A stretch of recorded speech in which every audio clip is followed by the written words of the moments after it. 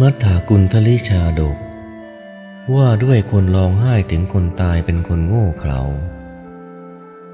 ละไตรปิฎกอัตถกถามันทกุณฑลิชาดกพระศาสดาเมื่อประทับอยู่ณพระเชตวันวิหารทรงปรารภกดุมพีผู้หนึ่งซึ่งลูกตายจึงตัดเรื่องนี้มีคำเริ่มต้นว่าอลังกโตมัฏฐกุณฑลีดังนี้ได้ยินว่าในพระนครสาวัตถีบุตรน้อยน่ารักของกดุมพีผู้เป็นพุทธอุปถาคนหนึ่งได้ตายลงกดุมพีเพียบด้วยความโศกเศร้าถึงบุตรไม่อาบน้ำไม่บริโภคอาหารไม่ดูแลการงานไม่ไปที่บำรุงพระพุทธเจ้า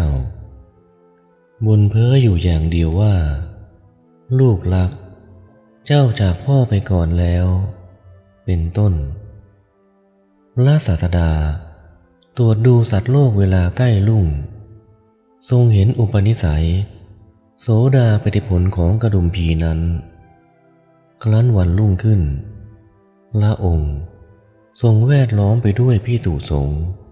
เสด็จเที่ยวบิณฑบาตในพระนครสาวัตถีพอฉันเสร็จทรงส่งภิกษุทั้งหลายกลับพระองค์ทรงมีพระอานนทเถระ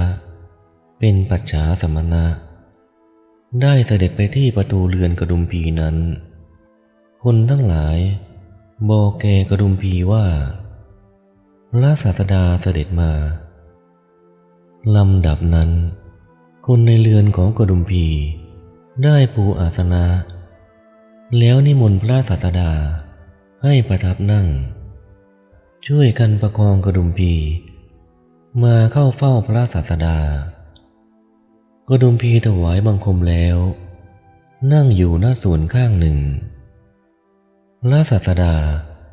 ทรงใช้พระวาจาเยือกเย็นกอบด้วยพระกรุณาทักทายแล้วตรัสถามว่าอุบาสกท่านโศกเศร้าถึงบุตรน้อยหรือเมื่อกดุมพีกราบทูลว่าถูกแล้วพระเจ้าข้าพระองค์ตรัสว่าอุบาสกโบราณกับบัณฑิตเมื่อลูกตายก็เพียบด้วยความเศร้าโศกเที่ยวไปครั้นได้ฟังถ้อยคำของบัณฑิตรู้โดยท่องแท้ว่าเป็นฐานะที่ไม่ควรจะได้แล้วก็ไม่ได้เศร้าโศกแม้น้อยหนึ่งเลยกดุมพีนั้นทูลอาราธนาให้ตัดเรื่องราว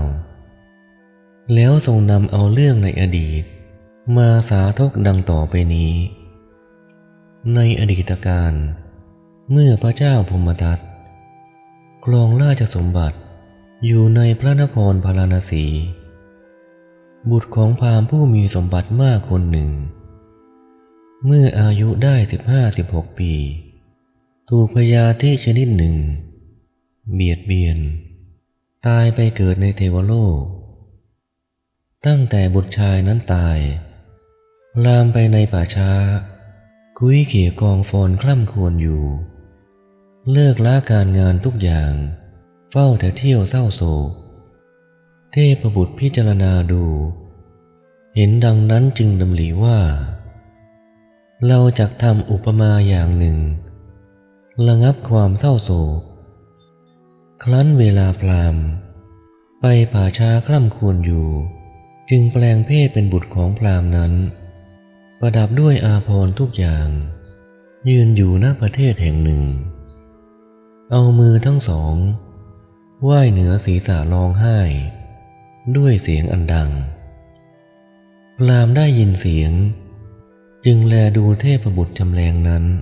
กลับได้ความรักในบุตรจึงได้เข้าไปใกล้เทพบุตรเมื่อจะถามว่าพ่อมานพเหตุไรเจ้าจึงมาร้องไห้คล่ำครวญอยู่กลางป่าช้านี้จึงได้กล่าวคาถาที่หนึ่งว่าท่านประดับด้วยอาภรณ์ต่างๆมีต่างหูเกี้ยงเก่าทัดทรงระเบียบดอกไม้ รูปไร้กระแจจันทร์สีเหลืองท่านมีทุกข์อะไรหรือจึงมากอดอกคร่ำครวญอยู่ในกลางป่าช้าลำดับนั้นมานพเทพบุตรเมื่อจะบอกแก่พราหมณ์จึงกล่าวคาถาที่สองว่าเรือนลดงามแปลวพราวแล้วไปด้วยทองคำของเรามีอยู่แล้วเราหาล้อทั้งสองของเรือนรถนั้นยังไม่ได้ด้วยความทุกข์อันนั้นเราจะตายเป็นแน่เมื่อพราหมณ์จะรับหาให้จึงได้กล่าวคาถาที่สามว่าท่านต้องการรถชนิดไรรถทำด้วยทองคำแก้วมณีโลหะหรือลูปิยะขอจงบอกรถชนิดนั้นแก่เราเถิดเราจะทำรถให้แก่ท่านจะหาล้อทั้งคู่ใส่ให้เสร็จพระศาสดา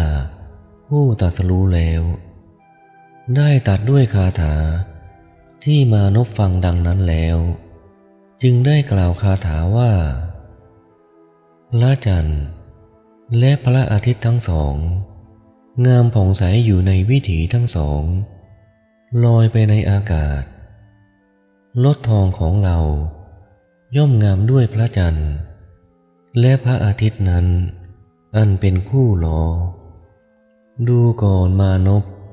ท่านเป็นพรานแท้ท่านไม่ปรารถนาในสิ่งที่เขาไม่ปรารถนากันเราเข้าใจว่าท่านจักตายเสียเปล่า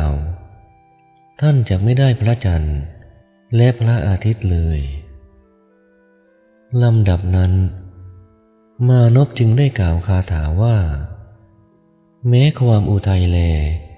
อาสดงของพระจันทร์และพระอาทิตย์นั้นก็ยังปรากฏอยู่สีสันวรรณะและวิถีทางของพระจันทร์และพระอาทิตย์ทั้งสองก็ยังปรากฏอยู่ส่วนบุคคลผู้ล่วงลับไปแล้วย่อมไม่ปรากฏเลยบรรดาเราทั้งสองคนผู้ค่ำควรอยู่ใครเล่าหนอจะเป็นคนโง่เขลายิ่งกว่ากันเมื่อมานพกล่าวอยู่อย่างนี้พราหมณ์กำหนดความได้จึงกล่าวคาถาว่าแน่มานพท่านพูดจริงบรรดาเราทั้งสองผู้ค่ำควรอยู่เรานี่แหละเป็นคนโง่เขลายิ่งกว่าท่านเราปรารถนาผู้ตายไปยังปรโลกแล้วเหมือนเด็กร้องไห้อยากได้พระจันทร์ฉะนั้นพราหมณ์หายเศร้าโศกด้วยถ้อยคำของมานพเมื่อจะกล่าวชมเชยมานพจึงได้กล่าวคาถาที่เหลือว่าน่าสรรเสริญท่านมาลดเราผู้เล่าร้อนให้สงบระงับความกระวนกระวายทั้งปวงได้เหมือนบุคคลดับไฟที่ติดเปรียบด้วยน้ำฉะนั้นท่านได้ถอนลูกศรที่เสียบแทงหทัยของเราออกได้แล้วในบรรดาความโศกถึงบุตรชายของเราผู้ถูกความโศกครอบงำแล้วหนอดูก่อนมานพเราเป็นคนผู้ถูกสอนได้แล้วปราศจากความโศกไม่มีความขุ่นมัวเราจะไม่เศร้าโศกจะไม่ร้องไห้เพราะได้ฟังถ้อยคำของท่านลำดับนั้นมานพกล่าวสอนพราหมณ์ว่าท่านพราหมณ์ท่านร้องไห้เพื่อประโยชน์แก่บุตรคนใดบุตรคนนั้นคือตัวข้าพเจ้าเป็นบุตรของท่านข้าพเจ้าเกิดในเทวโลกตั้งแต่นี้ท่านอย่าได้เศร้าโศกถึงเราเลยจงให้ทานรักษาศีลกระทำอุโบสถกรรมดังนี้แล้วไปสู่วิมานของตนแม้พราหมณ์ก็ตั้งอยู่ในโอวาทของมานพนั้นทำบุญมีการให้ทานเป็นต้นตายแล้วไปเกิดในเทวโลกพระศาสดา ครั้นทรงนำพระธรรมเทศนานี้มาแสดงแล้ว ทรงประกาศสัจธรรม เวลาจบสัจจะ